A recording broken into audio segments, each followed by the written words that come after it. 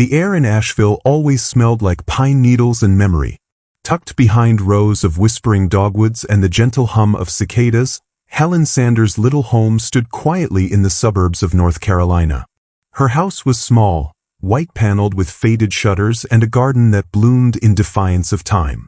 A porch swing creaked softly when the wind passed, like a lullaby forgotten but not lost. At 68, Helen had grown used to the rhythm of solitude. Mornings were her gentle ritual. Coffee brewed in her favorite chipped mug, the local newspaper unfolded on the kitchen table, and birds gathering on the feeder outside her window. There was peace in her routine, but underneath that quiet life was a story of strength, love, and sacrifice that shaped everything she had become. Decades ago, Helen's life had taken a turn no one ever expects. Her husband, Robert, had kissed her goodbye on a rainy October morning before heading to work at the construction site downtown. Hours later, Helen opened the door to a man in a hard hat, soaked in grief and silence. A steel beam had fallen. There was nothing they could do. Robert was gone. Emily was 5 at the time, too young to understand death, but old enough to notice her mother's trembling hands and sleepless nights. In the weeks that followed, Helen did what she had always done. She endured. She didn't fall apart. She stitched herself back together with each small act of survival. She took a job as a receptionist at Dr. Keener's local clinic, working long hours but always making it home in time to read Emily a bedtime story. Money was tight, but Emily never felt it. Helen made birthdays magical with homemade cakes, turned thrift store finds into treasure hunts, and held her daughter close on the nights when the thunder reminded them both of all they'd lost. And Emily, oh, what a child she was. Inquisitive. Fiercely smart. She organized her own book club in the 3rd grade, helped the neighbors with groceries, and always asked questions too big for her age. By high school, she was tutoring younger students and advocating for cleaner parks in city meetings. Her eyes were always fixed on something greater. Helen saw it all, the potential, the light, and she did everything she could to fan that flame. She never remarried, never took a vacation. Every decision was made with Emily in mind. And as the years passed, those sacrifices bore fruit. Emily earned a full scholarship to Duke, then law school. Now, at 33, she was a civil rights attorney in Atlanta, fighting for voices too often ignored. She called her mother every Sunday, sent her flowers every birthday, and came home each Thanksgiving without fail. To Helen, Emily wasn't just her daughter. She was the reason, the proof, the legacy. Still, even in the warmth of pride, Helen couldn't help but feel the silence growing deeper in her home. The photos on the walls smiled back at her. The empty dining table stayed set for 2. And though her life had slowed, her memories did not. One crisp morning in March, while pruning her garden, Helen's phone buzzed in the pocket of her cardigan. It was Emily. Her voice was full of spring energy, bright and busy, but something in her tone made Helen stop. "Mom," she said, "I've been thinking, what if you came to stay with me in Atlanta for a while?" Helen wiped dirt from her hands. "For a visit?" she asked. "For a whole month. Maybe longer," Emily replied. "You know, just to spend time together. We could go to the farmer's market. I could finally take you to that jazz cafe I've been telling you about." Helen chuckled, trying to keep her heart from racing. "That sounds lovely, sweetheart. But who's going to take care of my roses?" "I'll buy you new ones if they don't make it," Emily said with a laugh, but there was hesitation behind her words. Helen heard it, so she said yes. She packed her things, a suitcase with more memories than clothes, a couple of well-worn sweaters, and her little leather notebook where she scribbled thoughts she couldn't say aloud. Atlanta was fast. Flashing lights, honking horns, and buildings that touched the clouds. But inside Emily's apartment, everything felt familiar. Books on every shelf, soft jazz humming from the speakers, and a warmth that reminded Helen of bedtime stories and late-night cocoa. On her 3rd night there, they sat on the balcony with cups of tea, watching the city lights blink like distant stars. "Mom," Emily said, her voice quiet now, "I've been offered a job in Washington, D.C. Helen looked over. "It's huge. It's national-level policy work. Exactly what I've dreamed of," Emily continued. "But it means leaving everything. The city. My friends. Even you. Helen didn't answer right away. She let the silence settle like snow. Then she smiled. Do you remember that elm tree by your elementary school? She asked. Emily blinked. The one you used to wait under every afternoon? Helen nodded. I stood there every day and watched you walk toward me, your backpack bouncing, your face full of light. And every time I thought to myself, she's not mine to keep. Just mine to love, until she's ready to go. Emily's eyes welled. You don't need my permission, Helen said gently. But you have it. You always have.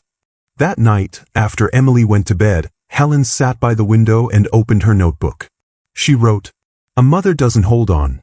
She holds up. I was never meant to keep her in my arms forever. Just long enough to help her grow wings. In that still moment, watching the glow of city lights and the reflection of herself, older now, softer, but never smaller, Helen felt something she hadn't felt in a long time. The candles flickered gently on the dining table, casting a soft amber glow across the polished wood and carefully arranged dishes. Helen Sanders, 68, stood at the kitchen doorway, wiping her hands on a linen towel as she looked over the table. Everything had to be just right. She'd spent the entire afternoon preparing the dinner: roasted rosemary chicken, garlic mashed potatoes, buttered asparagus, and her special pecan pie cooling on the windowsill. It was a celebration, not of a holiday, not of a birthday, but of family. Her daughter Emily, now 33, was V. Nathan was everything a modern man should be: clean-cut, confident, successful. He worked in finance, always had a smile that bordered on too perfect, and called Helen, ma'am, in a tone that felt more rehearsed than respectful. Helen had met him twice before, once at the wedding, once during a rushed weekend visit. He was polite, helpful, and yet something in Helen's gut remained unsettled. It wasn't what he did, it was what he didn't do. The lack of warmth in his eyes, the way his compliments sounded like pitches, and how he watched her, not with affection but calculate. They sat down together, laughter flowing easily at first. Nathan complimented the meal, Emily looked radiant in a navy blue dress, and Helen, though a little tired from cooking, glowed with pride. She had raised Emily on her own after losing her husband Robert in a construction accident nearly 3 decades earlier. And despite the hardships, Emily had grown into everything Helen had ever hoped for: intelligent, compassionate, successful. And now married. As Helen lifted her wineglass, she caught Nathan's eyes. He smiled, raising his own. To new beginnings, he said smoothly. To family. Glasses clinked. She paused. There was something wrong. The wine, which she knew well, had a strange bitterness to it. Almost medicinal. It wasn't sour like spoiled wine, but acrid with a familiar aftertaste. Something like cough syrup. Her heart gave a small thud, not of panic, but of realization. She said nothing. Her face remained composed, her eyes calm. With a soft laugh, she leaned across the table. Oh dear, she said, gesturing to the glasses. I think I gave you the wrong one, Nathan. I always add a splash of soda water to mine. Do you mind switching? Nathan smiled, unfazed. Of course, he said, and exchanged glasses with her. Dinner continued. 15 minutes later, Nathan began to sweat. First came the faint sheen on his forehead, then a tremor in his hand. He blinked more often, shifted in his seat, dabbed at his face with a napkin. Are you okay? Emily asked, reaching for his arm. Just dizzy, he muttered, his voice thicker now. He stood, staggering slightly, clutching the back of his chair. I think I need to lie down. Emily helped him to the guest room. Helen followed a few steps behind, silent, thoughtful. That night, long after the house had gone quiet, Helen sat alone in the kitchen. Both wine glasses were in front of her. She examined them, smelled the rims, swirled the remaining wine in one. Her mind turned over slowly, methodically. Then she walked to the bathroom, opened the medicine cabinet. Her prescriptions were in their usual place: blood pressure meds, arthritis cream, antacids. But one bottle was missing, an old prescription for codeine cough syrup from 2 winters ago. She didn't panic. She didn't even cry. Instead, she remembered. She remembered how Nathan had offered to make her tea last week, something he insisted on doing himself. She remembered him carrying her groceries, suggesting changes to her will, just in case, for Emily's peace of mind. She remembered him joking about how valuable the house must be now, and how it would make sense to have everything sorted out financially. Helen had lived long enough to know what silence hides. In the days that followed, she kept up appearances. She smiled, made breakfast, even asked Nathan how he was feeling. He claimed it must have been the chicken. Food poisoning, he said, though Helen noticed he never blamed the wine. She played along. But at night, she began writing things down. Dates. Odd comments. Where Nathan sat. What he touched. And then one night, when everyone was asleep, she took an old digital recorder, one she used back at the clinic for difficult patients, and slid it under the armchair in the guest bedroom, where Nathan often took his private calls. 2 days later, Helen retrieved the device. She listened. Nathan's voice came through, low and clear. She suspects nothing. I've checked the account. Once the transfer clears, it's done. I'll keep her tea light tonight. We just need a few more days. Helen clicked it off. No emotion crossed her face. She simply walked to the porch and sat with her hands folded in her lap. That evening, she asked Emily to come outside with her. The sun was setting, a soft lavender sky touching the tips of the trees. Emily sat beside her, sipping iced tea. I need to tell you something, Helen said gently. At first, Emily refused to believe her.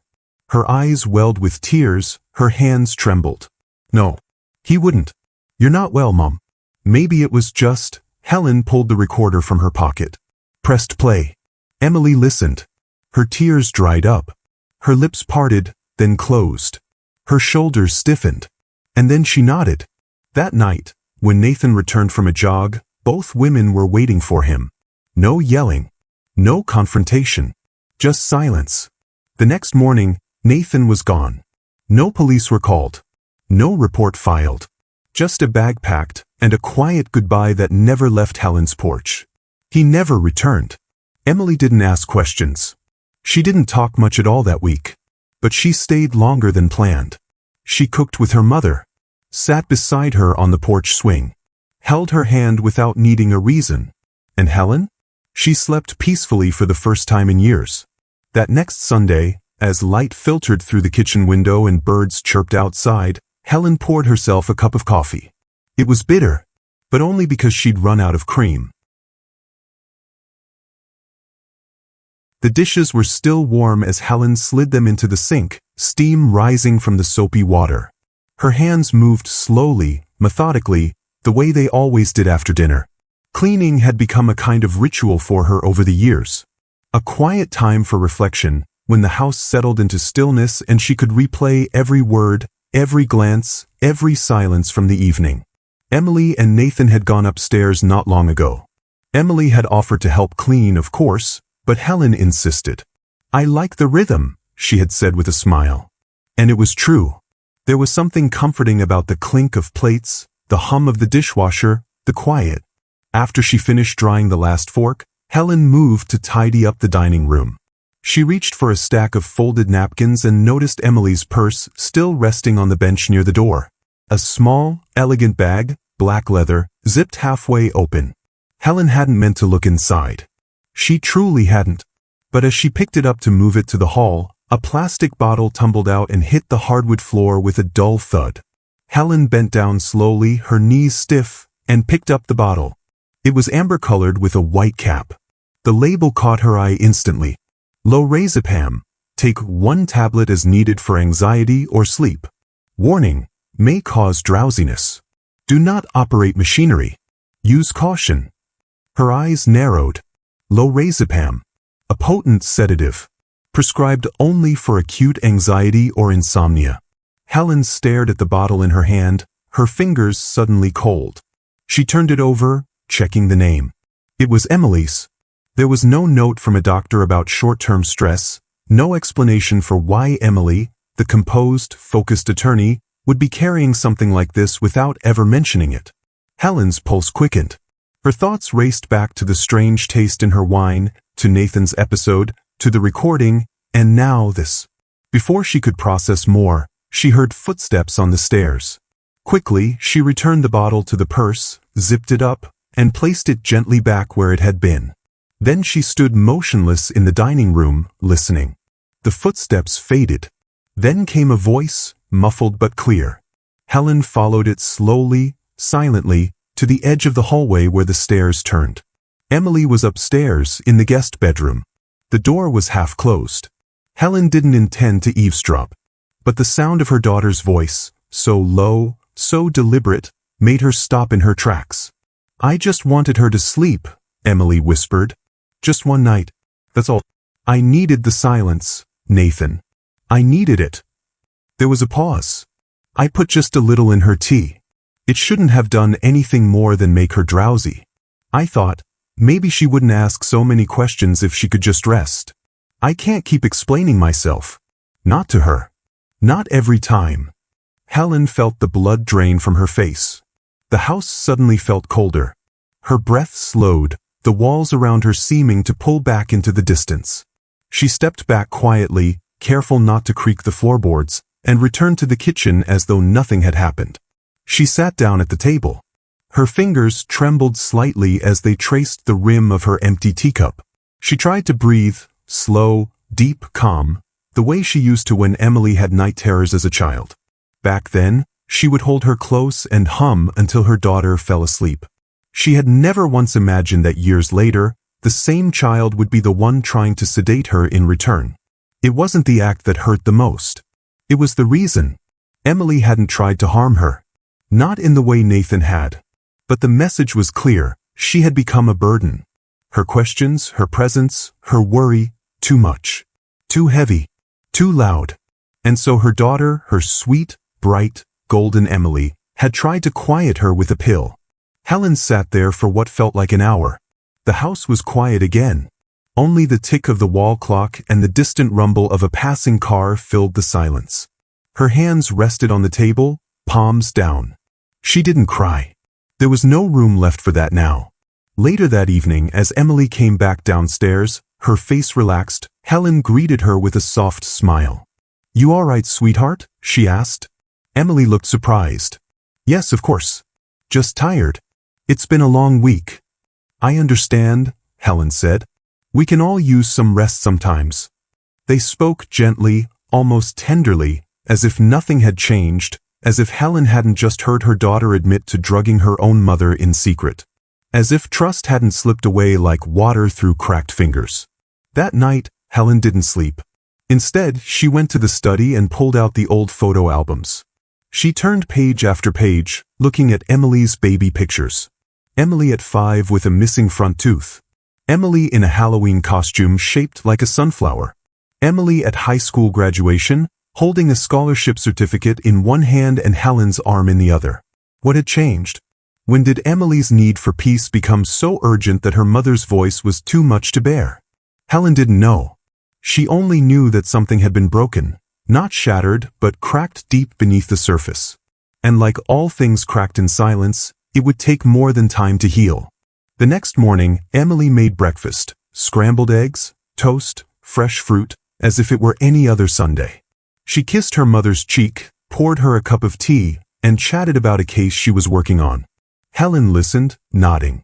She sipped her tea, carefully, thoughtfully, one slow drink at a time. No bitterness. No strange aftertaste. Not today. Later, after Emily and Nathan had left for the day, Helen stood in the doorway, watching their car disappear down the street. Then she closed the door and turned the lock. She walked to the kitchen and opened the drawer beside the stove. Inside, she placed a small notepad. On it she wrote, "When silence becomes more important than truth, we forget how to love honestly. I will not be quiet, not because I'm angry, but because I still care." She folded the note and tucked it into the back of her recipe book, the one Emily always loved as a child. Then she stood by the window, watching the wind move through the trees. There was a stillness in the house now, not the peace Emily had tried to force, but a real, aching stillness.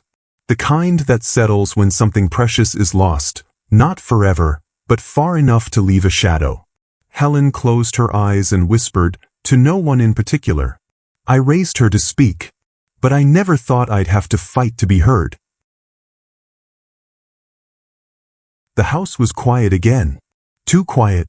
Helen stood at the window, her hands gently wrapped around a cup of lukewarm tea. Outside, the wind stirred the trees, rustling their bare branches against the gray sky. The leaves had long since fallen.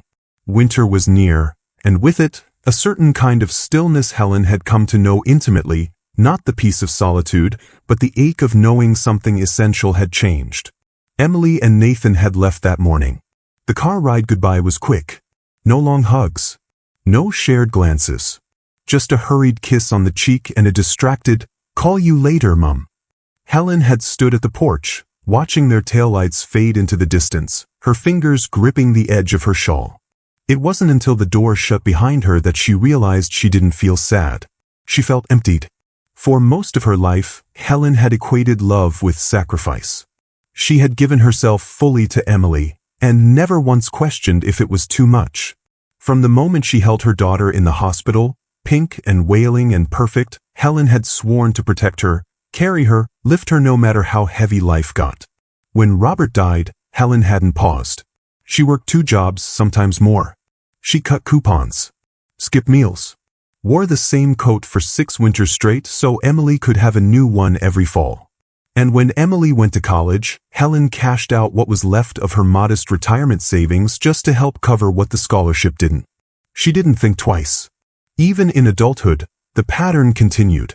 Helen always answered the phone, always wired the money, always offered the spare bedroom when Emily just needed a break from the city. She had justified it each time with love. That's what mothers do, she told herself. That's what love is. Showing up even when no one says thank you. But now, at 68, staring at her own reflection in the cold window pane, Helen was starting to see things she hadn't dared acknowledge before. Like how Emily had stopped calling on her birthday for the past 3 years. Or how the emergency transfers always happened right after a vacation post on Emily's social media. Champagne flutes, resort robes, ocean views. Or how, during her last hospital visit, it was the nurse who held her hand, not her daughter. And most of all, how the warmth that used to live in Emily's eyes when she said, "I love you, Mom," had been replaced with a kind of managerial tone. Transactional. Like saying what needed to be said to maintain a connection, not because it meant something. Helen thought about that word, connection. She had built her entire life around keeping that connection alive. But now, as she traced the memories backward, she began to wonder if she had been holding on to something that only existed in her. That night, she sat at her kitchen table with a notepad and a pen. Not to write a letter. Not to journal. But to take stock. She wrote down every time she had given Emily money in the last 10 years. Some of the amounts were small, $200 for a car repair, $500 for a deposit. But others, $5,000 when Nathan lost his job, $8,700 for unexpected taxes, $12,000 to consolidate credit card debt. She stared at the total. Over $40,000. Quietly given. Never repaid.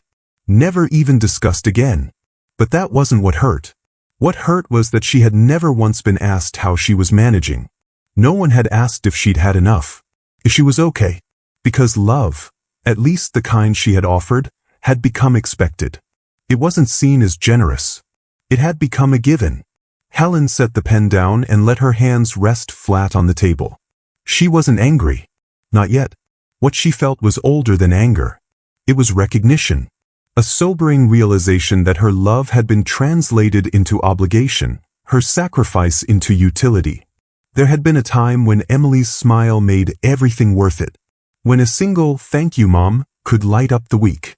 But now her daughter said thanks like she was tipping a barista, polite, quick, detached. Helen stood up and walked slowly to the hallway closet.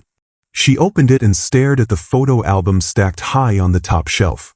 She hadn't opened them in a while. She took one down, the light blue leather-bound one with Emily age 6 to 12 etched in fading gold letters. She sat on the couch and flipped through the pages. There was Emily at the school science fair, holding a paper volcano. Emily with a gap-toothed grin on Christmas morning, unwrapping a stuffed pony. Emily asleep in the back seat of the car during their road trip to the Smokies. Page after page of moments Helen had cherished. Preserved. Protected. She closed the book gently. The Emily in these pages had needed her. Had loved her openly, fiercely. But somewhere along the way, that child had learned to take and forgotten how to give. Maybe Helen was partly to blame. Maybe she had enabled it. Made it too easy. Filled the silence with giving so her daughter never had to learn how to fill it with effort. But that realization didn't absolve anyone. It just made it clear. From that moment on, something in Helen began to shift. A kind of self-respect, long buried beneath layers of unconditional devotion, began to surface. Not bitterness, but boundaries. Not rejection, but reckoning.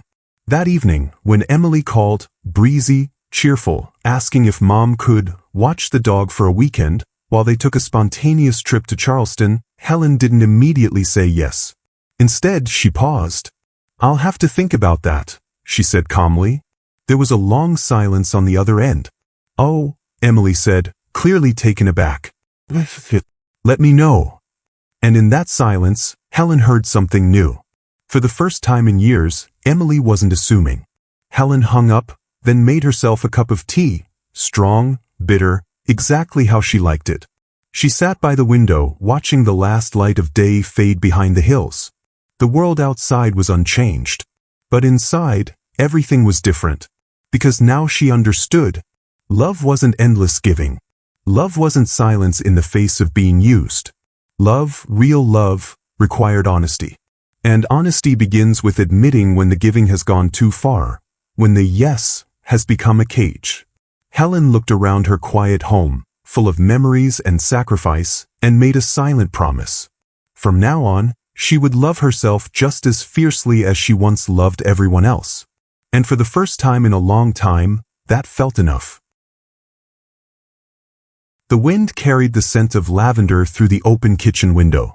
It was Saturday morning, and Helen stood barefoot on the tiled floor, hands deep in a bowl of biscuit dough. The radio hummed quietly in the background, an old country song she used to sing to Emily when she was little. She had almost forgotten how comforting it could be, this kind of quiet, intentional life. It had been 2 weeks since Emily and Nathan last called, and Helen hadn't reached out. The silence between them used to terrify her. Now it was starting to feel like air, fresh, real, and a little cool on the skin. She had spent decades giving. Giving money, giving time, giving space for others to speak while her own voice grew smaller. But something had shifted. And strangely, it hadn't been born from anger or revenge. It came from exhaustion. From clarity. And from a kind of grief that no one really talks about. The grief of realizing that someone you love might only love the version of you that gives and never says no. That realization would have been unbearable if it weren't for Dolores.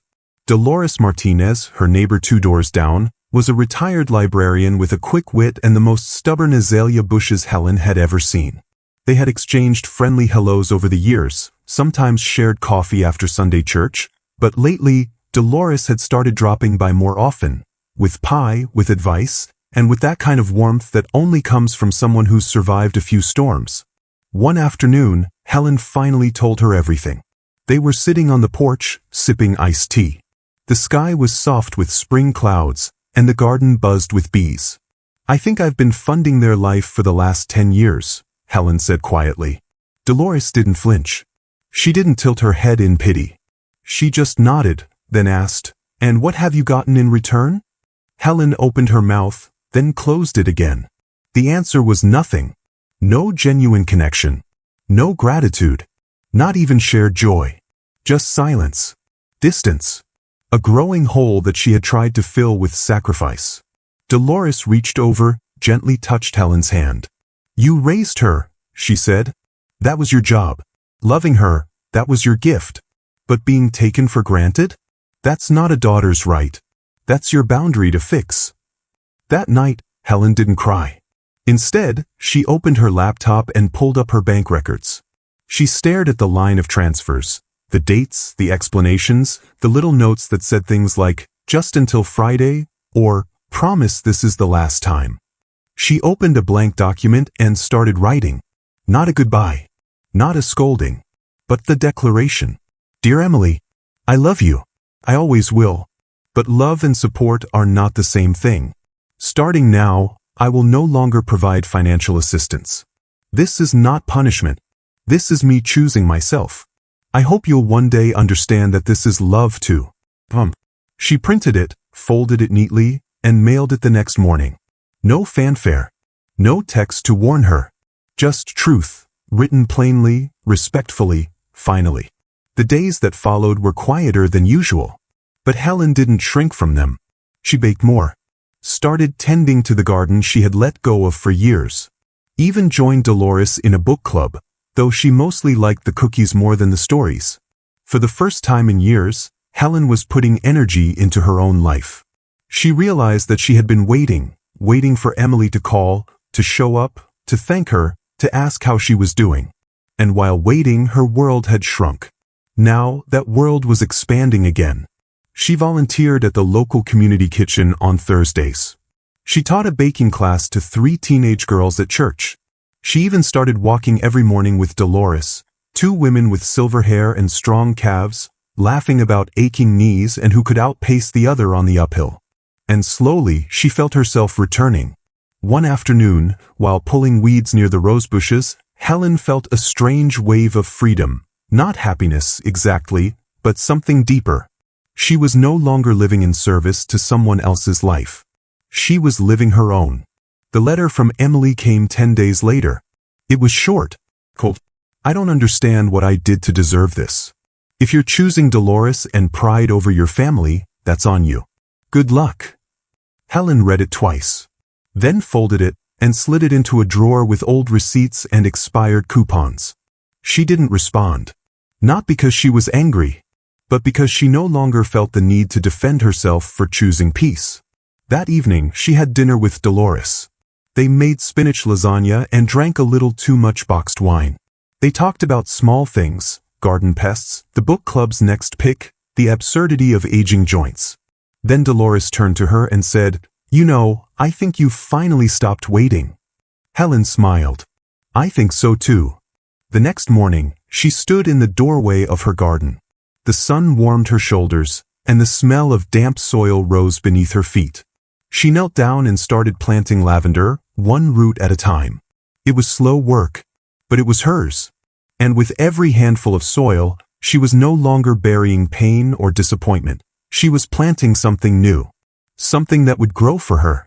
Because love, she had learned, must include herself. It was late afternoon when the knock came. 3 quick raps. Then silence. Then a 4th, harder this time. Helen didn't move right away.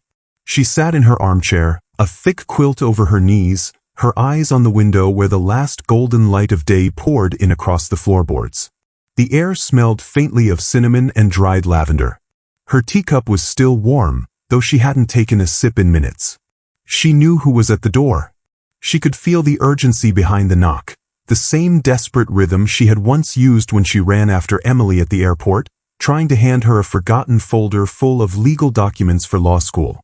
The same hollow echo of a child calling back to a mother only when they wanted something. This time, Helen didn't run. She stood slowly, folded the quilt neatly, placed the teacup on the coaster, and walked to the door with the weight of someone who had nothing left to prove.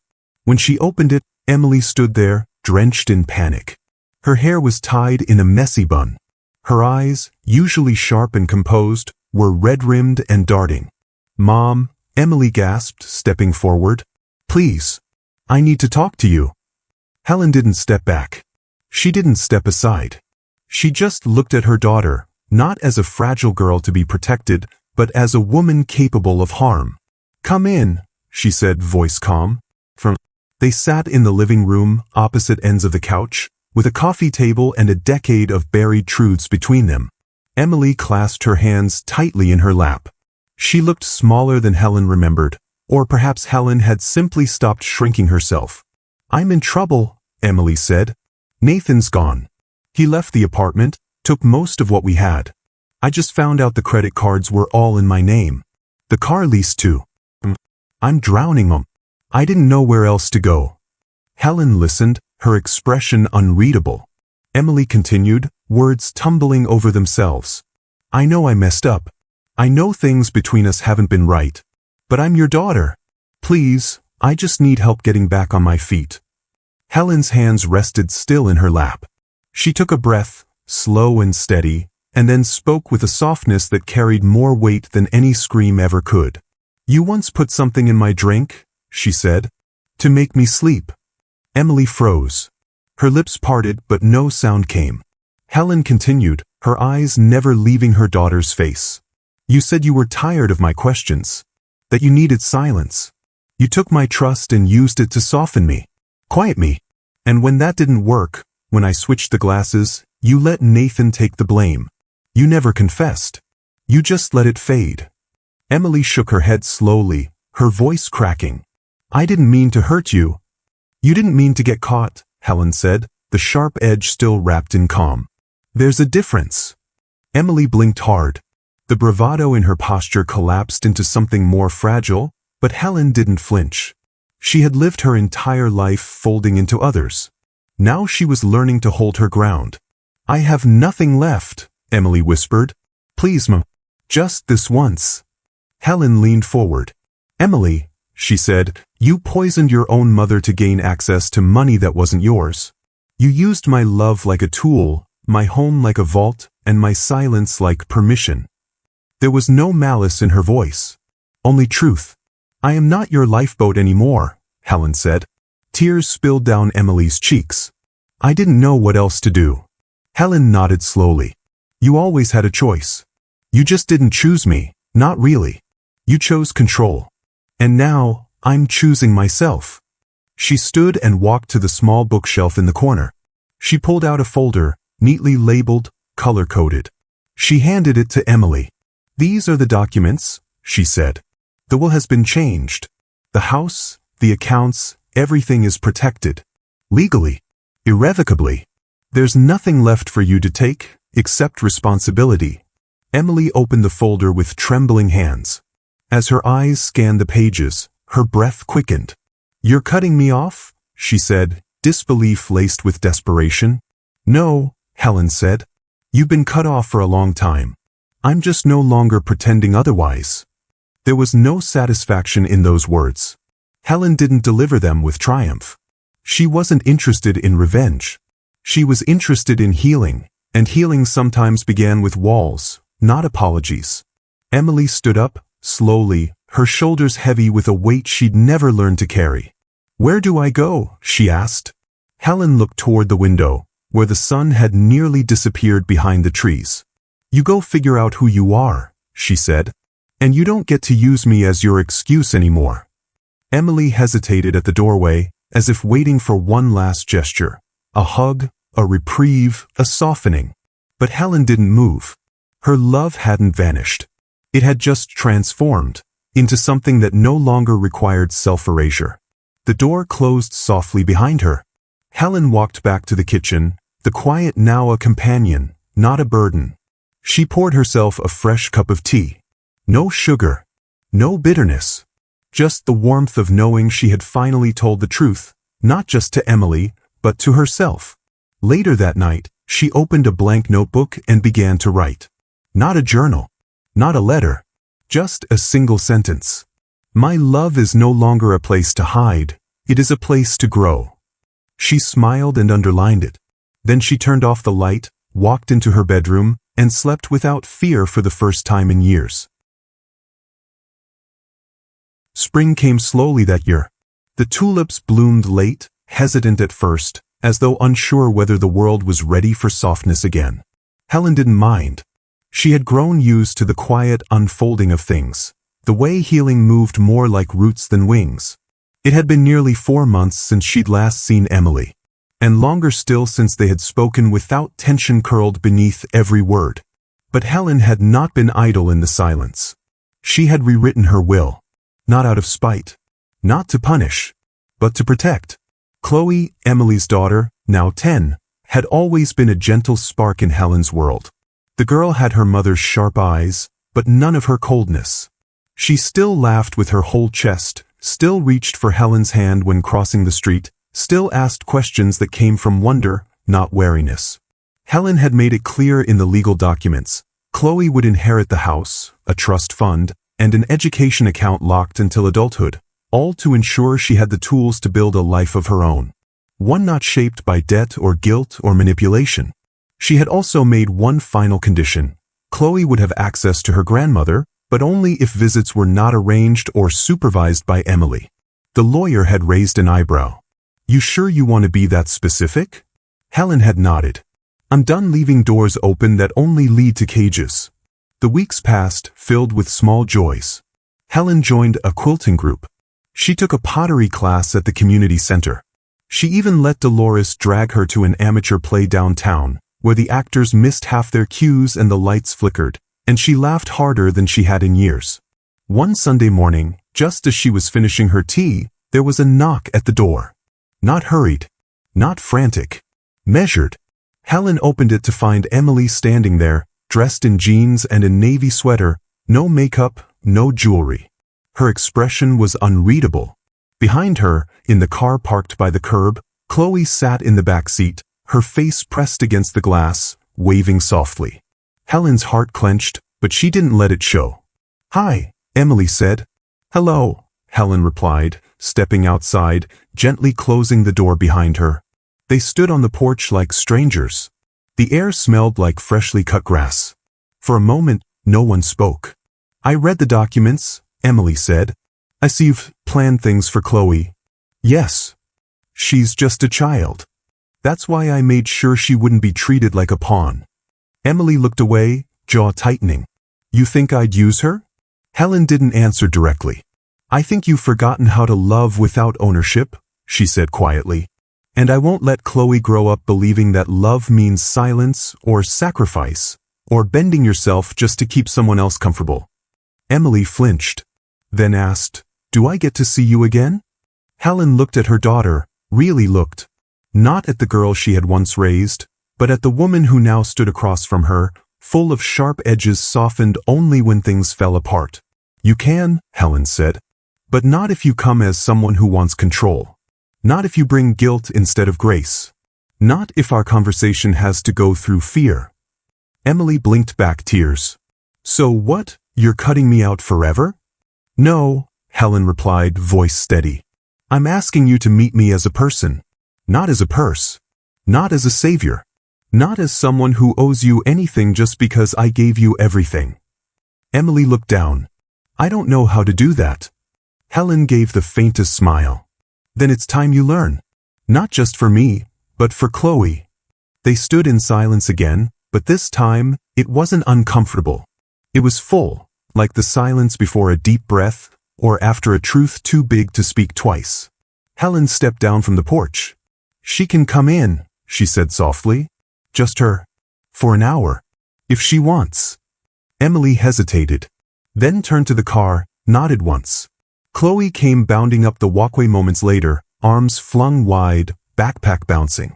Helen knelt to embrace her, the scent of strawberry shampoo and sun-warmed cotton wrapping around her like memory. "I missed you, Grandma." "I missed you too, baby." They walked inside, hand in hand, as Emily stayed by the car. For an hour, Chloe showed Helen drawings, asked about the flower beds, and helped frost a small lemon cake. They laughed. They listened to music. Helen told her a story about a bird who built her own nest out of old threads and shiny candy wrappers. "She didn't have anyone to help?" Chloe asked. "No," Helen said. "But she didn't need help. She needed space. And time. And the belief that she was strong enough to fly, even if her wings didn't look like anyone else's." Chloe thought for a moment, then said, "I think I'm going to be a bird too." Helen kissed her forehead. "I know you will." When the hour was up, they hugged tightly. Helen placed a small envelope into Chloe's backpack. Inside was a letter for when she turned 18, and a photo of the garden they planted when she was 4. As Chloe walked back to the car, Helen stayed on the porch. Emily met her gaze one last time. No words were spoken, but the silence this time was honest. Not a threat. Not a goodbye. Just space. And space, Helen had learned, was not the absence of love. It was the soil where healthier things could grow. She watched the car disappear down the street, then went inside. Her tea was still warm. The quilt was still folded. And her heart, though scarred, though tender, was still open. Not to everyone, but to those who came without chains. Helen stood by the window as dusk painted long golden streaks across the hardwood floor. The sky, a canvas of soft orange and lavender, dimmed with every passing second. Her hands rested on the windowsill, strong, though lined with age, and her gaze followed the birds returning to their nests. She wasn't waiting for anyone. For the first time in years, that truth didn't ache. The house around her wasn't empty. It was full of the kind of silence that doesn't scream loneliness but holds space for reflection, for meaning, for peace. Every corner held echoes of a life fully lived. A chipped mug that once held decades of morning coffee, a shelf of photo albums worn by fingers that turned pages not out of nostalgia, but reverence. Once upon a time, Helen believed that love meant always being available, always saying yes, always sacrificing without question. And for most of her life, she did exactly that, for her daughter, for her family, for anyone who needed her. She gave money. She gave time. She gave up her voice so that others could speak louder. But what she didn't realize was that love without respect isn't love at all. It's performance. It's manipulation wrapped in soft words and forced smiles. It's giving that slowly bleeds you dry, and calling it virtue. When her daughter Emily slipped sedatives into her tea, it wasn't just a betrayal of health. It was a betrayal of identity. It wasn't just that Emily wanted her quiet for a night. It was that Emily didn't see her as someone who still had something to say. And that was the moment everything shifted. Helen had always believed in second chances. But she learned that second chances should not cost your self-worth. They shouldn't require you to shrink so others can feel tall. They shouldn't require you to disappear just to maintain someone else's comfort. Her silence had once been a gift. Now it was her boundary. There had been a time, not long ago, when she would have begged Emily to stay, to call, to understand, to love her the way she loved back. But begging for dignity never leads to peace. It only teaches the other person that they can cross the line and still be welcomed. So Helen drew her line. She cut financial support. She changed her will. She chose Chloe, not over Emily, but for Chloe's sake, so that the next generation would know that love and control are not the same thing. That being young doesn't mean being entitled, and being old doesn't mean being disposable. One afternoon, during a walk through the community garden, a boy no older than 16 had asked her, "Don't you get lonely sometimes?" Helen had smiled. Not with pity, with wisdom. Loneliness isn't when no one is around, she had said. It's when you're surrounded by people who make you feel invisible. That's what so many forget. We live in a world that worships youth, speed, and convenience. A world that treats aging as a problem to be solved instead of a journey to be honored. People don't just fear getting old, they resent those who already have. They see wrinkles as reminders, slowed steps as burdens, and stories from the past as background noise. But Helen was no background character in anyone's life. She had survived grief, poverty, betrayal. She had raised a daughter alone, built a life from the scraps left behind, and kept a heart open in a world that so often tried to close it. That's not weakness. That's legacy. And legacies aren't meant to be hidden in nursing homes or silenced by sleeping pills. They are meant to be told, celebrated, protected. So when Emily came knocking that final time, asking if she'd ever be allowed back in, Helen didn't slam the door. She didn't shout. She simply said, "Only if you come as someone who sees me, not just someone who needs me." Because the truth is, elderly people are not burdens. They are living, breathing archives of courage, of resilience, of laughter and loss. They've fought wars, both inside themselves and outside their doors. They've loved fiercely, lost deeply, and still, they wake up each morning with the quiet bravery of those who have nothing to prove, yet everything to teach. To love someone while ignoring their boundaries is not love. To care for someone while controlling their choices is not care. And to keep someone close only when they're useful, that's not family. That's exploitation. Helen didn't need a parade or an apology to reclaim her worth. All she needed was clarity. Clarity that love is not meant to cost your voice. Clarity that growing older doesn't make you weaker. It makes you more aware of what no longer deserves space in your life. So when Chloe visited every other Sunday, as per the arrangement, Helen didn't see it as scraps of family time. She saw it as a new chapter. One where love was mutual, where boundaries weren't barriers but bridges, and where she could pass on her stories to someone who actually wanted to listen. They baked together, walked barefoot in the backyard, made up stories about stars. And when Chloe asked questions about life, real ones, Helen didn't hesitate, because she had finally remembered that her voice wasn't a nuisance. It was a guide.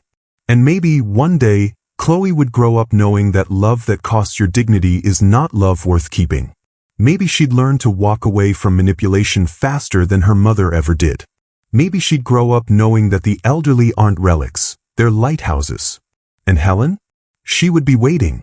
Not as someone hoping to be needed, but as someone who had finally understood that being seen is not a luxury, it's a right.